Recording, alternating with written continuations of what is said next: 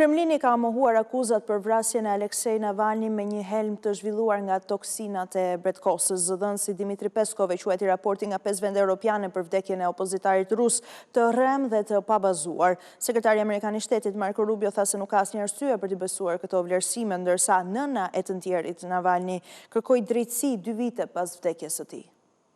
Kremlini ka mohuar përfundimet e 5 vendeve europiane se udhëheqësi i opozitës ruse Aleksej Navalni u vra duke përdorur një helm të zhvilluar nga një toksin bretkose. Vlerësimi u bë nga ministritë e jashtme të Mbretërisë së Bashkuar, Francës, Gjermanisë, Suedisë dhe Holandës pas analizës së mostrave të materialeve të gjetura në trupin e Navalni. Por zëdhënësi i Kremlinit, Dmitri Peskov, tha se Rusia nuk i pranon akuzat të tilla, të cilat i konsideron të rreme dhe të pabazuara. Zhvillimet vinë në 2 vjetorin e vdekjes së opozitarit rus. Nëna e Navalni bëri thirrje për drejtësi, ndërsa theksoi se vlerësimet e 5 vendeve europiane konfirmuan atë që dihej që në fillim, se djali i saj u vra në burg. 10 njerëz vizituan varrin e Navalni mëngjesin e së hënës, midis tyre diplomatë të huaj. Disa nga pjesëmarrësit kishin mbuluar fytyrën pasi Rusia e kishte shpallur Navalni dhe organizatën e tij si ekstremiste dhe kushdo që e përmend përballet me pasoja penale. Ndërkohë 5 vende thanë se do e raportojnë Rusinë në organizatën për ndalimin e armëve kimike për shkelje të konventës së armëve kimike.